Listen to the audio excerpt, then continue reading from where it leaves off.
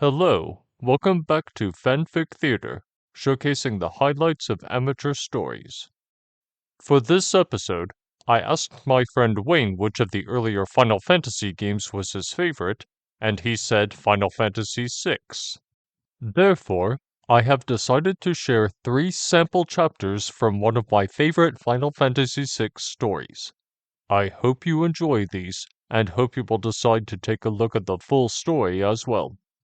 And so, dedicated to Wayne, I now present Rags to Riches by espritduo. First part, Chapter 5, Locke. Stop! Thief! Locke didn't have time to argue with the men as much as his pride demanded it. Now was not the time for semantic nonsense. He had a job to do. He hopped onto the nearest chocobo and was gone in a cloud of grass, dust, and yellow feathers. The ranch hand only had time to wave his fist in anger before Locke was out of sight. The returner's hideout was still miles away, and he needed more speed than his legs alone could give him, as fast as they were. This rancher wouldn't miss one chocobo, and with some luck the creature would return to his home safe and sound in a few days. How'd I ever get myself stuck running errands for Ben and Edgar? I need to talk to one of them about a role more fitting for my talents.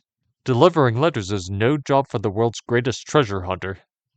He had learned much in South Figaro that night, and with the first ray of light left the city walls with an urgent message for King Edgar across the mountains and desert sands far to the west. Figaro Castle was at least a day's ride on Chocobo, and the mountain paths might prove dangerous without a guide. Lucky for Locke, there was someone waiting for him who knew the mountains very well. Whether he could trust this man or not was the real problem facing the tired traveler. I hate to have to resort to Lone Wolf's help, Locke mused as he wiped the sweat from his brow with his bandana. That man gives noble treasure hunters like me a bad name.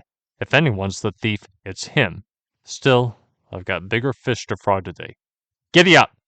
Locke kicked the chocobo's sides and it sped up as it raced against the rising sun across the green plains of the Figaro countryside. The Figaro mountain range loomed in the distance, still dark and sunless. There were caves through it, but no chocobo would enter them, and he needed every ounce of speed he could muster. The king must be made aware that there was a traitor in his midst. While King Edgar claimed to be on good terms with the Empire, he had always held a deep-seated hatred for them since their involvement in his father's death. He never missed a chance to make them look the fool while keeping that smile on his face that claimed nothing but good intentions and innocence. Sometimes Locke wondered if the king might despise all things imperial as much as he did. They had both lost loved ones because of the Empire. Edgar certainly took it well, always laughing while he talked about his latest escapades with his allies in the Empire. Locke marveled at his composure, knowing all too well the pain he must be hiding. Thoughts of his lost love stung him as he rode on. Rachel had been a truly remarkable woman. The only woman he had ever known whose lust for adventure matched his own, a lust that had proved to be her undoing in the end. How he regretted failing her not once but twice. If there was a way to make up for his past mistakes, he would find it. The hope of someday seeing her call his name again kept him going day after day, night after night. He would trade the greatest treasure in the world just for one more moment with her. As he reminisced, the mountain range rose to meet him, and the day along with him. He had made better time than he thought, and he hoped Lone Wolf kept up his part of the bargain and was waiting where he said he would be. Locke stopped and looked around the mountain base for signs of his guide. His keen eye spotted a bestial form leap down from a nook in the cliffs. In half a heartbeat, Lone Wolf the pickpocket had nimbly picked his way from boulder to the ground and was now ambling toward his old friend. He reached out a shaggy, clawed hand in greeting, but Locke only stared at it. "How goes it, fellow thief?" Lone Wolf asked after a moment. "I'm not a thief anymore," Locke scowled. "I'm legit now, and I prefer the term treasure hunter." The wolfman barked a laugh. The years haven't dampened your arrogance, have they? I see you are in a hurry, so we can catch up on old times as we climb. I hope that chocobo of yours can keep up with me. The half-beast, half-man leaped back, and then sped off on all fours, proving he was indeed serious about Locke's ability to keep up. Locke couldn't help but smile at this. If there was one thing this scoundrel was good at, it was running away. As Lone Wolf padded along just ahead of Locke, picking the best routes as easily as a bird following the wind, he attempted conversation but with little success. Lone Wolf didn't seem to mind. He enjoyed jabbing at the high and mighty treasure hunter who thought he was too good for his company now. Lone Wolf knew Locke's dark past quite well and would spare no barbs at his expense. So, how goes things being a delivery boy for the returners? Oh, don't look so surprised. I keep track of all my old accomplices, even if they avoid me like some rabid dog. You must be in dire need to come to me for help. Something stirring in the city, I assume? Locke said nothing, but he worried how many others knew of his dealings with King Edgar and Benen's returners. If word got out, Figaro could be in danger, and Lone Wolf was just the type of person to let something slip for the right price. How he would like to silence this lowlife, not just for Figaro, but to keep him from talking about other aspects of his life best left untouched. He knew Lone Wolf couldn't help but dig up those memories. And sure enough, it wasn't long before he broached the subject with his usual tact. And how is Rachel doing? Still sleeping soundly? You know, any other man would have forgotten about her and moved on when she couldn't even be bothered to remember their name. I never could understand why you tried so hard to stick around after she lost her memory. She never seemed like your type to me anyways. Too fragile.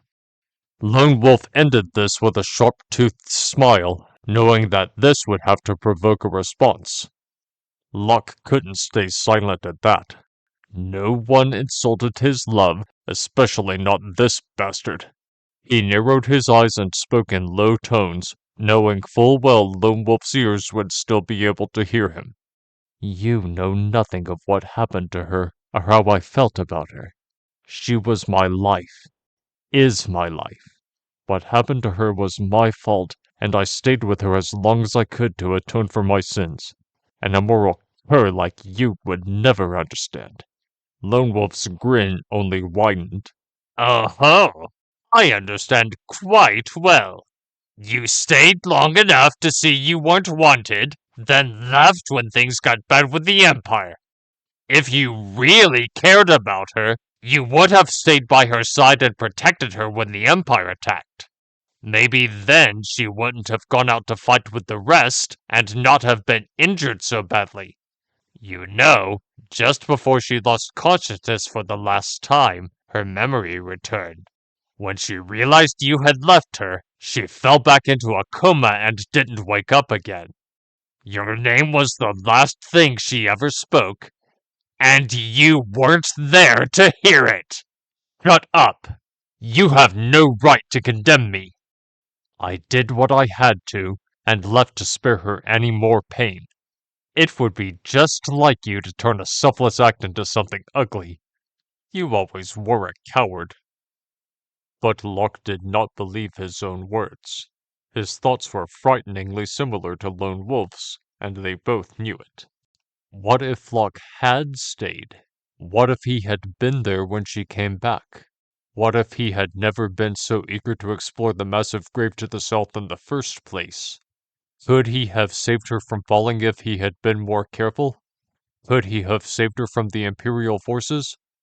Could he have saved her from the darkness that eventually overtook her? So many questions that could never be answered. So many things to regret. Thanks to the old herb master that lived in town, he would have all the time in the world to think about those regrets, and maybe someday be rid of the pain once and for all. Yes, she would sleep in a state between life and death for as long as Locke paid the man. Paid him in treasures he had acquired from all over the world. His price was always high, but the thought of truly losing Rachel for good was too much for Locke to contemplate stopping, even for an instant. That would be the ultimate failure, and he could never live with himself if she died. A coward I may be, but don't ever doubt that we are cut from the same cloth, Locke. Once a thief, always a thief. In the end, you ran away when she needed you most. That makes you a coward in my book. Now then, the mountains are winding down and we should be able to see the desert soon. Will you be paying me now, or shall I accompany you to the castle as well? Lone Wolf knew full well that Locke would want to be rid of him as soon as he could, and would never agree, but he enjoyed the game too much to not ask. Any reminder of who Locke used to be was a thorn in his side, and Lone Wolf knew it. He expected Locke to throw him his payment and leave him in the dust without a word. When Locke agreed to continue with him, Lone Wolf nearly tripped over his own feet. Your payment is in the castle stores. Once we get there, I will give it to you.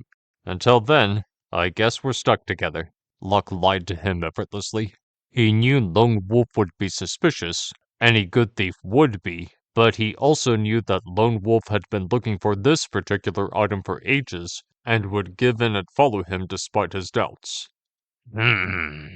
Yes, the same old luck. Lone Wolf grinned once more, his fangs bared and eyes gleaming with suspicion. I guess I have no choice then. I just hope for your sake you were able to pay me. You're the better thief, but I'm still capable when I need to be. If you fail to pay me, there are always enough Imperial soldiers around that would be more than willing to share a drink with me, and maybe a tale or two about a fellow thief. That's treasure hunter, Locke replied with cold grace, and said nothing more for the rest of the journey to the castle. They marched across the sands, Lone Wolf now out of his element and trailing behind Locke. Soon the castle spires rose before them, the sun creeping behind them as it wound its way back down into the burning sands beyond the horizon. The castle was a mechanical marvel, and at the sight of Locke the gates creaked and gears could be heard grinding as the doors slid apart to let the travelers in. Only one of them entered, though. Lone Wolf would not go any closer to the castle, and demanded that Locke bring his payment to him as soon as possible. Unperturbed, Locke walked into the castle and strode right through its halls to the throne room where the king sat, busy with matters of state. Edgar looked up from the scroll he was inspecting and gave his usual disarming smile. "Ah, Locke, it's good to see you again. What news do you bring us from the east?" "Grave news, your majesty. But first, I have a small favor to ask you. There is a man of ill repute outside your gates who I believe wishes to cause mischief within the kingdom of Figaro. I strongly urge you to consider keeping him under your watchful eye for the time being." Locke tried his best to keep the act of formality up, but the sheer cleverness of his plan soon caused him to break out in a grim chuckle. Edgar was no fool, and knew what game his friend was playing, and played right along. "Yes, my loyal vassal, I understand your concerns. I shall send my guards out to escort our fellow traveler to his quarters. I thank you for your advice. Shall we see to your errand in my private office, then?" Edgar gave Locke a small smile as he ordered his guards to take Lone Wolf into custody. Once they were alone, Locke dropped the formal tones and spoke to Edgar as an equal and as a friend. There was no need for prospective positions here. They both shared a strong bond that transcended such petty concerns. Loss. "So, a traitor in South Figaro, you say? And it seems another one at our very gates, thanks to you.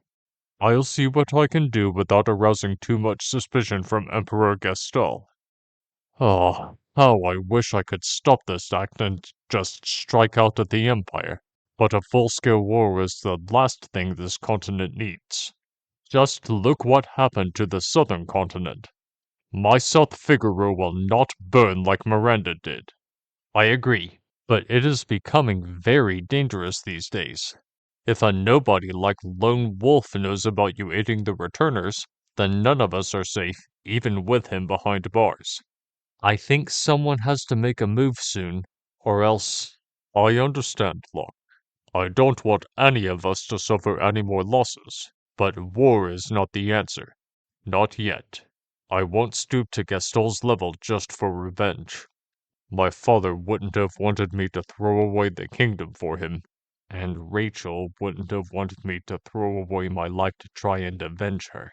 Locke finished Edgar's sentence for him, knowing but not believing. We'll keep the charade up for now. Tell Bannon not to make his move yet. I know he's itching to do something big, especially now that he almost has the backing of Nosh. Have you heard from Arvis lately? Locke was glad to get away from anything that concerned his past, and was grateful to change subjects to the invisible army that the returners had been building. No, but he is expecting me back in Norsh soon. They say the Empire's looking to invade Norsh now, even though it's proclaimed itself to be neutral. Arvis will tell me more when I get there. For now, I must see an old friend off properly. You understand, I hope? Of course. Stay well, friend. You too. Locke left the room feeling hopeful for a change. The returners were growing every day, thanks to the efforts of people like him working as confidants to the leaders of the various nations. Soon the Empire would feel his wrath, and the pain he had suffered because of their greed would be repaid. It was time to repay another greedy soul, and Locke tried his best to stay serious as he made his way towards the dungeons. You! Lone Wolf spat through the bars of his prison cell as Locke sauntered up to the doors. Come to laugh at me then? Coward! Of course not, my friend. I merely stopped by to give you your payment, as promised. Like I said, I've changed. I'm not the same man you knew all those years ago. You, however, haven't changed a bit. Here's your reward. Enjoy it for what pleasure it will give you in here. Locke tossed a glittering hairpin into the cell at Lone Wolf's feet, then got up and left without another word. He'd had quite enough of this creature for today.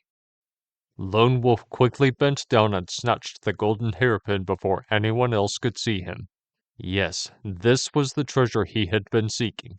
He had to give Locke credit where credit was due. This was a prize of legendary value, and he had spent many months looking for it himself before giving up. Now it just might be his key out of the cell if he waited patiently until his chance to pick the lock and escape. He wasn't known for his pickpocketing skills for nothing. While Lone Wolf stewed and schemed in his cell, Locke trudged back to the guest room Edgar had prepared for a well-deserved rest. As usual, his thoughts were only on Rachel as he crawled into bed. Was she safe? Was she thinking of him in that eternal dream state she had been drugged into? Would she remember him even if he did wake her? It was all too much for Locke to bear in his exhaustion, and he, too, collapsed into oblivion for the night, to perhaps share his own dreams with his loves. Will you remember me, Rachel? Will I ever hear my name on your lips again? Say my name just one more time, please. Further to the west, over another mountain range and through another desert, a girl sleeps and an old man watches. In the waning hours, he has dozed off as well, and does not hear a soft murmur from the girl, still unconscious.